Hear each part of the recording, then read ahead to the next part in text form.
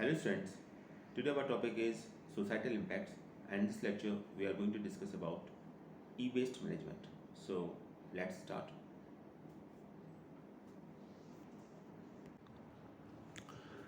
Students last time हमने discuss किया था नेट न्यूट्रलिटी को, तो ये हमारा टॉपिक डिस्कस हो चुका था। तो इसके आगे पहले कंटिन्यू करेंगे और बाद में हम जो आज हमारा मेन टॉपिक है ई वेस्ट मैनेजमेंट, तो उसको डिस्कस करेंगे।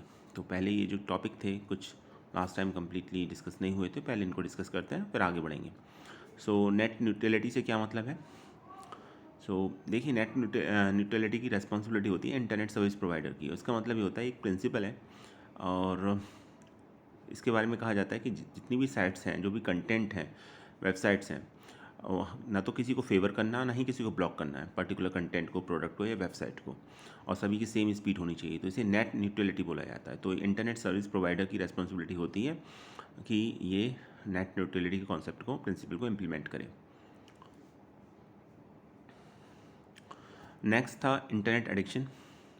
So when a person cannot find a balance between their time online and the time offline, it is considerably affects their mental health, and this condition is called the internet addiction or internet addiction disorder.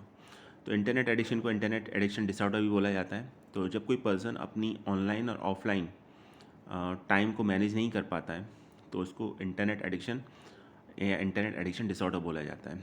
और ये कब होता है? Excessive social networking, ज़रूरत से ज़्यादा आप social networking sites को यूज़ करते हो, फेसबुक को, इंस्टाग्राम को, ठीक है। एक्सेसिव ब्लॉगिंग, एक ज़रूरत से ज़्यादा ब्लॉग लिखते हो। कंपल्सिव ऑनलाइन गेमलिंग, आपको ये ऑनलाइन गेमलिंग खेलना ही खेलना है, ऑनलाइन गेमलिंग में पार्टिसिपेट करना ही करना है, तो ये भी इंटरनेट एडिक्शन में ही आएगा। एक्सेसिव ऑनलाइन शॉपिंग, आपको ऑनलाइन शॉपिंग करना बुरा नहीं है, लेकिन अगर आपको ज़रूरत नहीं है, उसकी नीड नहीं है, लेकिन आपको आदत है कि बस कुछ ना कुछ परचेज़ करते रहना है, बिज़ी रहना है, तो ये भी आपका इंटरनेट एडिक्शन में ही आता है। Compulsive watching of internet video and pornography, internet पर आपको आदत है, लत है, या ये कहें ज़्यादा सही रहेगा, वीडियोज़ वगैरह देखनी थी तो वो भी, और इसी तरीके से ऑनलाइन गेम्स की।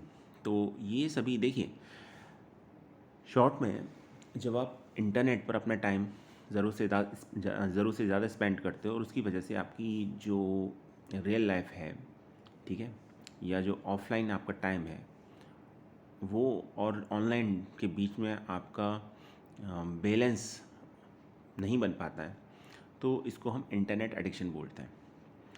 सिंपल सा एग्जांपल है कि आप फेसबुक फ्रेंड्स के साथ तो बहुत ज़्यादा इंगेज हो, एक मैं सिंपल सा एग्जांपल दे रहा हूँ, लेकिन आपके पड़ोस में कौन रहता है आपको ये नहीं पता है, आपके घर में आपके पेरेंट्स का क्या हाल चाल है आपको उसके बारे में नहीं पता है, लेकिन कहीं दूर, कहीं किसी कंट्री में कोई आपका फ्रेंड है, ऑनलाइन फ्रेंड है, आप उसे चैट कर रहे हो, ठीक है। तो ये चीज़ें इंटरनेट एडिक्शन डिसऑर्डर में आती हैं। इसका मतलब ये है कि आप बस, आपको आदत है इंटरनेट पर बैठने की, टाइम स्पेंड करने की।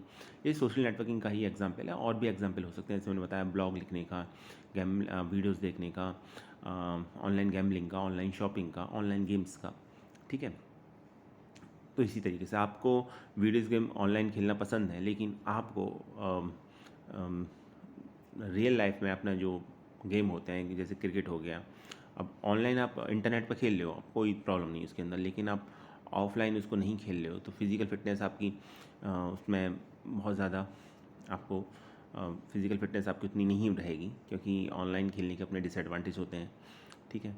तो इसको इंटरनेट एडिक्शन बोलते हैं। तो इंटरनेट की एक ज़रूरत से ज़्यादा एक जब हमें आदत पड़ जाती है, लत हो जाती है, और हमें ऐसा लगता है कि इसके बिना हम नहीं रह सकते, तो फिर इसको इंटरनेट एडिक्शन या इंटरनेट एडिक्शन डिसऑर्डर बोला जाता है।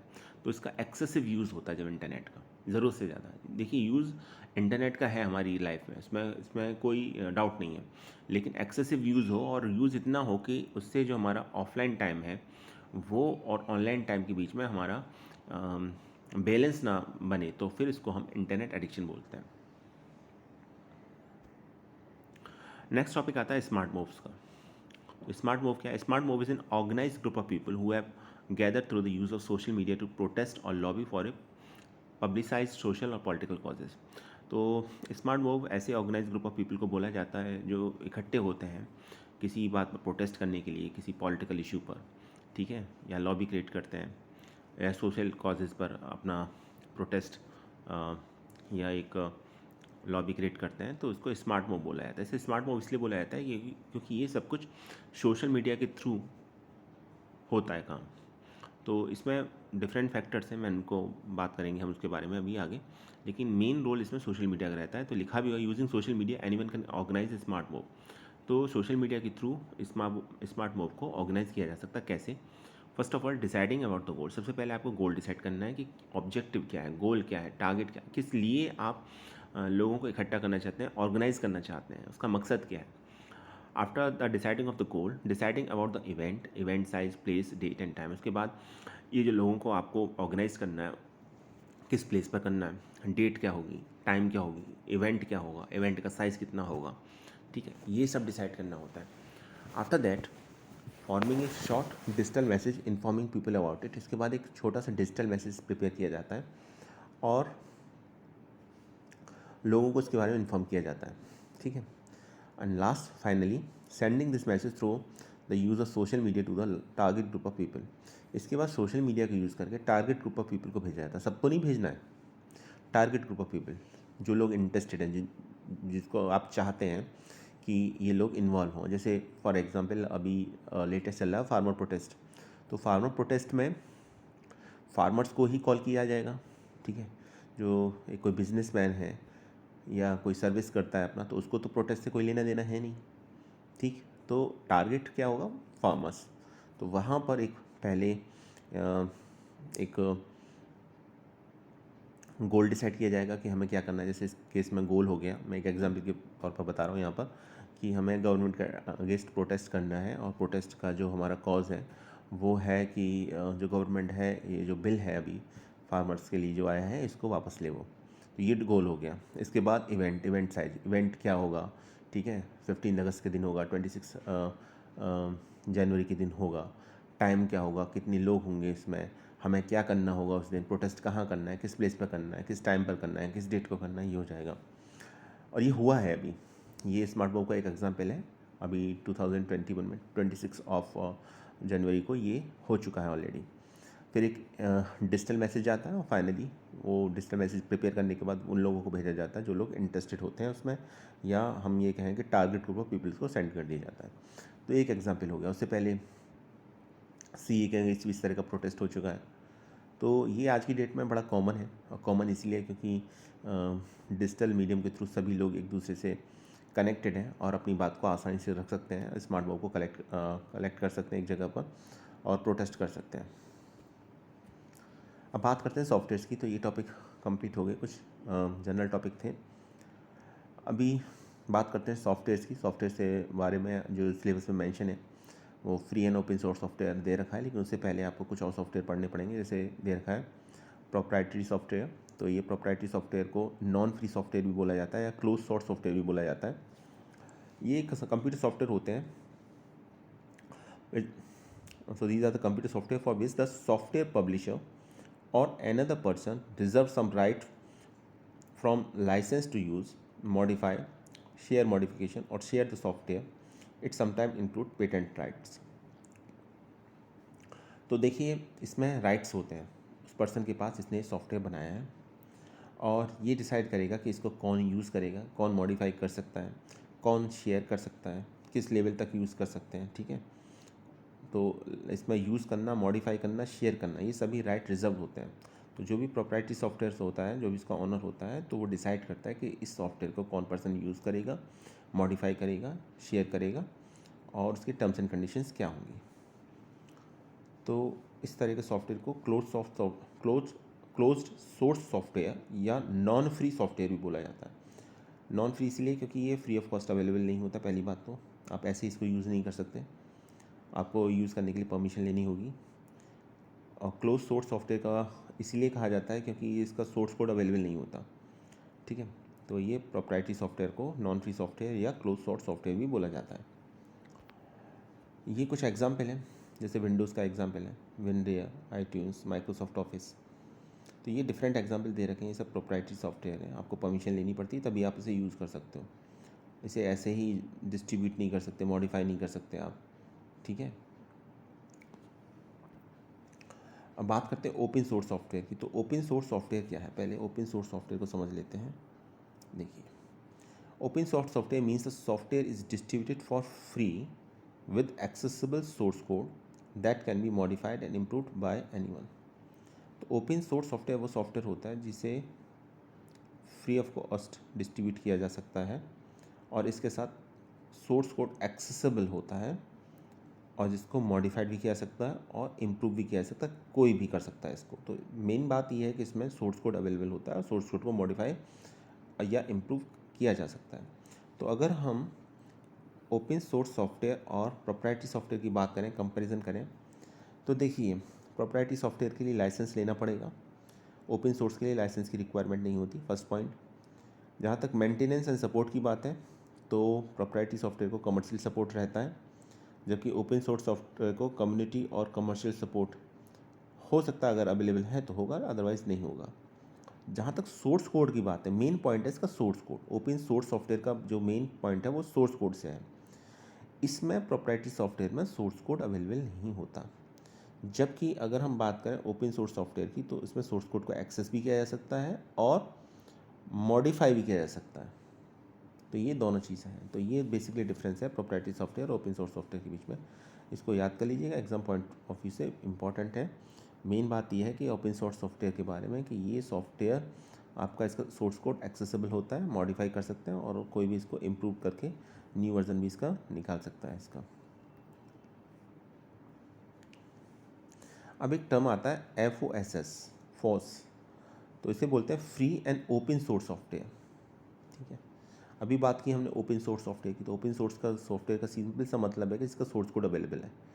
और एक टर्म आता है फ्री एंड ओपन सोर्स, तो ये फ्री भी है और ओपन सोर्स भी है। इसका मतलब ये हो जाएगा free and open source software allows users and programmers to edit, modify और reuse the software source code. This gives developers the opportunity to improve program functionality by modify it. तो ये फ्री भी है इसमें और ये आपका ओपन सोर्स भी है, तो इसमें दोनों के फीचर्स रहते हैं। तो ये यूज़र्स को और प्रोग्रामर्स को अलाउ करता है कि वो सोर्स कोड को एडिट करें, मॉडिफाई करें, रीयूज़ करें। ठीक है, और ये अपॉर्चुनिटी भी देता है डेवलपर्स को कि जो प्रोग्राम है इसकी फंक्शनलिटी को थोड़ा सा इम्प्रूव भी कर लें। इसमें जो फ्री वर्ड आता है, फ्री का क्या मतलब है? The term free indicate that the software does not have constant on the copyrights. इसका मतलब ये है कि इसमें कोई कॉपीराइट का कंस्टेंट अप्लाई नहीं हो रहा है। ऐसा नहीं है कि इस पे के ऊपर कोई कॉपीराइट है तो आपको परमिशन लेनी पड़ेगी, कोई परमिशन लेने की ज़रूरत नहीं है, ये इसके लिए कोई कॉपीराइट नहीं है। तो ये मतलब हो गया इसका फ्री का। तो ये इंपॉर्टेंट है। सबसे पहले मैं आपको बता दूं, एग्जाम में क्लियरली मेंशन है, FOSS फॉस क्लियरली मेंशन है, तो ये से रिलेटेड क्वेश्चन आपको डेफिनेटली देखने को मिलेगा एग्जाम में। सेकंड तो फ्री हो गया, सेकंड हो गया ओपन सोर्स। तो ओपन सोर्स सॉफ्टवेयर को थोड़ी देर पहले मैंने बताया था, तो ओपन सोर्स की भी इसके अंदर फीचर्स रहते हैं। और ओपन सोर्स से क्या मतलब है? The open source indicate the software is in its project form, enabling easy software development from expert developers collaborating worldwide without any need for reverse engineering। ठीक है, एंड फ्री, तो इसका मतलब ये है कि इसमें ये अभी जो अवेलेबल है एज ए प्रोजेक्ट अवेलेबल है आपका सॉफ्टवेयर, तो ये आपका हम कह सकते हैं कि इसमें अभी इम्प्रूवमेंट हो सकता है। ये प्रोजेक्ट की फॉर्म में है, तो डिफरेंट पीपल इसके सोर्स कोड को एक्सेस करके इसको मॉडिफाई कर सकते हैं। तो free and open source software में आल्सो भी refer to as free libre open source software. तो इसे फोर्स को कभी कभी फ्लॉस भी बोला जाता है। तो ये भी इसकी फॉर्म आ जाएगी, तो कन्फ्यूज मत हो गया, फ्लॉस और फॉस दोनों एक ही हैं। ठीक है, अब यहाँ पर थोड़ा सा और क्लियरली समझाया गया है। There are two terms to separate in FOSS free software, free और ओपन सोर्स। दोबारा से एक बार फिर से बता देता हूँ, फ्री का क्या मतलब? Free software is the matter of liberty not price. Free का मतलब लिबर्टी से है, प्राइस से नहीं है। ठीक है, लिबर्टी का मतलब है कि कॉपीराइट नहीं है सिर्फ इसका। और फ्रीडम से और क्या मतलब है? Run. Second, study how program works. Third type की freedom, redistribute copies. Fourth, modify और इम्प्रोवाइज। तो ये 4 फैक्टर्स हैं जो फोर्स को के साथ अटैच रहते हैं। So open mainly points in open source code of the program available for others and get software is no cost but as per the license we can enjoy the ever 4। तो इसमें ये 4 properties रहती हैं। Run करा सकते हैं programme को, ठीक है, स्टडी कर सकते हैं कि प्रोग्राम कैसे वर्क करता है, इसकी कॉपीज़ को रीडिस्ट्रीब्यूट कर सकते हैं और इसका सॉफ्टवेयर को हम मॉडिफाई और इम्प्रूव कर सकते हैं फॉस के अंदर। तो ये 4 प्रॉपर्टीज़ हैं फॉस के अंदर। कुछ एग्जाम्पल दे रखे हैं फ्री ओपन सोर्स सॉफ्टवेयर के और प्रोप्राइटरी सॉफ्टवेयर के, ठीक है। तो देख लीजिए ज़रा एग्जाम्पल अच्छी तरीके से। MySQL आपके सिलेबस में भी है और ये फॉस का एक एग्जाम्पल है free and open source software का, ठीक है। ऐसे ही आपका पाइथन है, पाइथन भी इसी का एक एग्जाम्पल ओपन सोर्स सॉफ्टवेयर का। Clear? Free and open source software का एक एग्जाम्पल है। तो ये 2 सॉफ्टवेयर तो आप यूज़ कर ही रहे हो आपके सिलेबस में, बाकी और भी दे रखे हैं इसमें। प्रोप्राइटरी सॉफ्टवेयर के बारे में तो दे ही रखा है, जिसके लिए पे करना पड़ता है, परमिशन लेनी पड़ती है, कॉपीराइट होता है, वो सब प्रोप्राइटरी सॉफ्टवेयर कहलाते हैं। अब बात करते हैं अपने मेन टॉपिक पर, जो आज को हमें डिस्कस करना था, वो है इलेक्ट्रॉनिक वेस्ट। तो इलेक्ट्रॉनिक वेस्ट क्या है? इलेक्ट्रॉनिक वेस्ट को शॉर्ट में ई वेस्ट भी बोला जाता है, और ई वेस्ट से मतलब है यहाँ पर waste electric and electronic equipments. Okay, तो फुल फॉर्म है आपकी waste electrical and electronic equipments, WEEE, WEEE is a waste considering of any broken or unwanted electrical or electronic appliances. It is a point of concern considering that many components of such equipments are considered toxic and are not biodegradable. तो देखिए ये जो जितने भी electrical components होते हैं, electronic components होते हैं, इनमें सबसे इसको ई वेस्ट बोला जाता है जो यूज़ में नहीं होते। तो इसको किस तरीके से प्रॉपरली मैनेज किया जाए ये हम पढ़ेंगे, समझेंगे इलेक्ट्रॉनिक वेस्ट में। और यहाँ पर एक जो मेन कंसर्न है वो यही है कि किस तरीके से इसको रिसाइकिल किया जाए, क्योंकि ज़्यादातर जो ई वेस्ट होते हैं वो टॉक्सिक होते हैं और वो बायोडिग्रेडेबल नहीं होते, ठीक है। तो ये सबसे बड़ी प्रॉब्लम है। तो यहाँ एक छोटा सा डायग्राम दे रखा है, इसमें बता रखा है जैसे कंप्यूटर मॉनिटर है, टेलीविज़न्स है, टेलीफोन्स हैं, प्रिंटर्स है, DVD है, VCR है, CD प्लेयर्स है, ठीक है, रेडियोज़ हैं, हाई-फाई सेट्स हैं, एसेट्रा। तो ये सभी किसके, वॉशिंग मशीन है, ठीक है, एयर कंडीशनर है, वैक्यूम क्लीनर है, कॉफ़ी मशीन है, टोस्टर है, आयरन्स है, एसेट्रा। तो ये सभी किस में आते हैं? ये सभी ई वेस्ट में आते हैं। जब ये ख़राब हो जाते हैं आपके यहाँ तो आप इसको हम कहते हैं ये ई वेस्ट है, और ये टॉक्सिक भी होता है और नॉन बायोडिग्रेडेबल भी होता है। बायोडिग्रेडेबल से मतलब है कि बायोडिग्रेडेबल से मतलब है यहाँ पर यह है कि इसको जैसे और चीज़ों की तरह ये ऑटोमेटिकली आपका ऐसा नहीं है कि ख़त्म हो जाएगा कम्प्लीटली, जैसे प्लास्टिक होती है ना उसी तरीके से। तो ये एक कंसर्न है, मेन कंसर्न है। अब इसके सोर्स ऑफ ई वेस्ट क्या है? टेलीकॉम इक्विपमेंट्स है, हाउस होल्ड अप्लाइंसेज है, जैसे TV वॉशिंग मशीन हो गया, स्मॉल हाउस होल्ड अप्लाइंसेज है, ठीक है। कंज्यूमर लाइटिंग इक्विपमेंट्स हैं, वो भी आपका इसी में आते हैं, ई वेस्ट में आते हैं। Electric and electronic tools and different toys हो गए, स्पोर्ट्स इक्विपमेंट हो गए, मेडिकल डिवाइसेस हो गए, कंट्रोल इंस्ट्रूमेंट्स हो गए। तो ये सभी आपके ई वेस्ट में ही आते हैं। शॉर्ट में हम कह सकते हैं कि ज़्यादातर इलेक्ट्रिकल और इलेक्ट्रॉनिक्स आइटम्स आपके ई वेस्ट कैटेगरी में आते हैं। बेकार हो जाने के बाद उनको रीयूज़ करना काफ़ी मुश्किल होता है और उसको रिसाइकिल करना भी मुश्किल होता है, तो ये फिर ये ई वेस्ट में आते हैं। ई waste contains several different substances and chemicals, many of which are toxic and are likely to create adverse impact on environment and health. तो सबसे बड़ा नुकसान इसका ये है कि हमारी हेल्थ पर और इन्वायरमेंट पर बहुत गलत असर डालते हैं ये। If not handled properly, however, classification of e waste and hazardous और otherwise shall depend upon the extent of the presence of the hazardous constituents in it. तो इसके कुछ पार्ट्स ऐसे होते हैं, ठीक है, कुछ हिस्से ऐसे होते हैं जो नुकसान करते हैं, इन्वायरमेंट को नुकसान करते हैं, हमारी हेल्थ के लिए भी ठीक नहीं रहते। तो इसे प्रॉपर इसको मैनेज करना ज़रूरी है। अब सवाल ये है कि इन्वायरमेंट पर किस तरीके से असर करते हैं ये। तो ये ग्राउंड वाटर को पॉल्यूट करते हैं, ठीक है। तो ऐसे जनरली हमने ई वेस्ट है हमारा और हमने सोचा कि ये तो बेकार है, इसका कुछ नहीं हो सकता। तो ये सोचने के बाद कि इसको मिट्टी में दबा देते हैं या कुछ इस तरीके से गड्ढा खोद के इसमें मिट्टी डाल देंगे तो ये टोटली शॉर्ट आउट हो जाएगी प्रॉब्लम। तो ऐसा नहीं है। उससे क्या होगा, ग्राउंड वाटर है उसको ये पॉइजन करते हैं, पॉल्यूटेड करते हैं ये, तो वो इसका कोई सॉल्यूशन नहीं है। एसिडिफिकेशन ऑफ सॉइल, दूसरा ये है कि सॉइल को एसिडिफिकेशन करते हैं, और एक बार ऐसा हो जाने के बाद वहाँ पर कुछ भी प्रोड्यूस होना, कोई भी पेड़ लगाना या किसी तरह की फसल होना वहाँ पर बड़ा मुश्किल हो जाएगा। नेक्स्ट है एयर पॉल्यूशन, एयर को भी पॉल्यूट करते हैं ये, तो ज़मीन को भी करते हैं, पानी को भी करते हैं और एयर को भी करते हैं। ठीक है। E waste accounts for 40% of the lead and the 75% of the heavy metals found landfills. तो इसमें जो होता है मेन जो आपका होता है लेड होता है, और ये जो लेड होता है ये आपका सबसे ज़्यादा इसका पार्ट होता है, इसका ई वेस्ट का 40% होता है तकरीबन। तो ये सबसे ज़्यादा नुकसान पहुंचाता है। सवाल ये कि ये तो हमने समझ लिया कि वाटर को, सॉइल को और एटमॉस्फेयर को, तीनों को बुरी तरीके से नुकसान पहुंचाता है, लेकिन साथ ही ह्यूमन हेल्थ को भी अफेक्ट करता है। कैसे अफेक्ट करता है? Damage to central and peripherals nervous systems, blood system and kidney damage. तो ये डैमेज करता है नर्वस सिस्टम को, ठीक है, ब्लड सिस्टम को और किडनी को भी। Affect brain development of childrens, okay. Chronic damage to the brain, skin disorder होता है इसकी वजह से मेनली, ठीक है।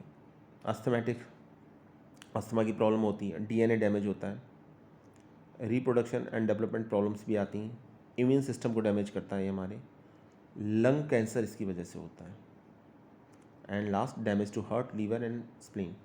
तो हर तरीके से ये हमारी बॉडी को अफेक्ट करता है।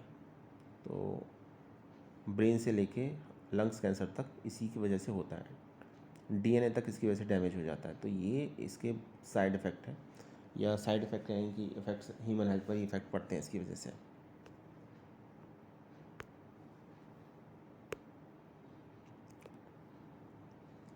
तो ई वेस्ट मैनेजमेंट में क्या आएगा?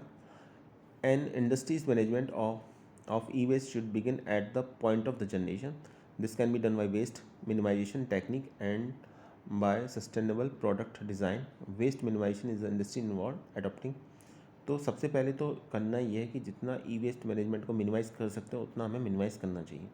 इसके लिए 4 प्रोसेस है। सबसे पहले inventory management, second production process modification, third volume reduction, and fourth recovery and reuse. तो सबसे पहले हमें इन्वेंट्री मैनेजमेंट में हमें जितनी ज़रूरत है उतना ही हमें यूज़ करना चाहिए, ठीक है।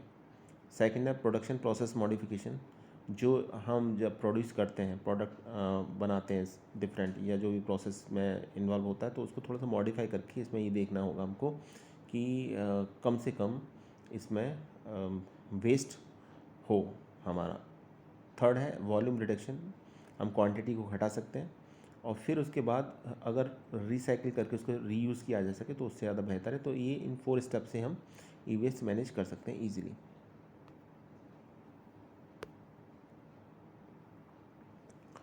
अब ज़रा इंडिया की करंट सिनारी की बात कर लेते हैं। सबसे ज़्यादा ई वेस्ट कहाँ है? सबसे ज़्यादा है मुंबई में, दिल्ली में।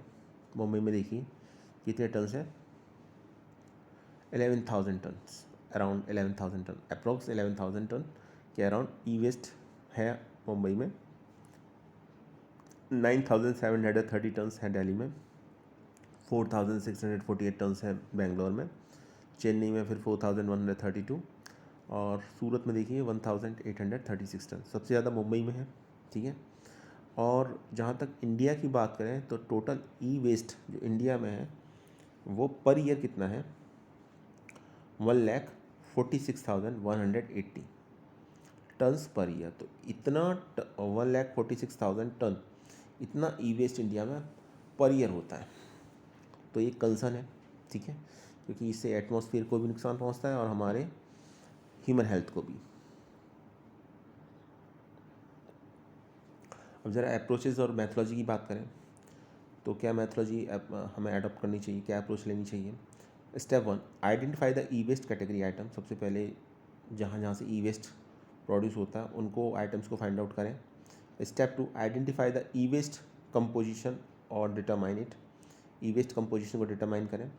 Step third, identify possible hazardous content of in e waste.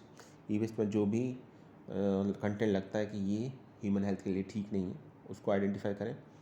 Step four, identify whether the e waste component is hazardous और the entire e waste from is hazardous. तो ये करें कि जो ई वेस्ट है वो कम्प्लीटली हमें ऐसा है कि जो नुकसान पहुंचाएगा, या उसका पर्टिकुलर कोई पार्ट ऐसा है कि जिसकी वजह से नुकसान हो सकता है। तो ये हमें आइडेंटिफाई करना चाहिए, उसके बाद हमें प्रॉपर स्टेप लेने चाहिए।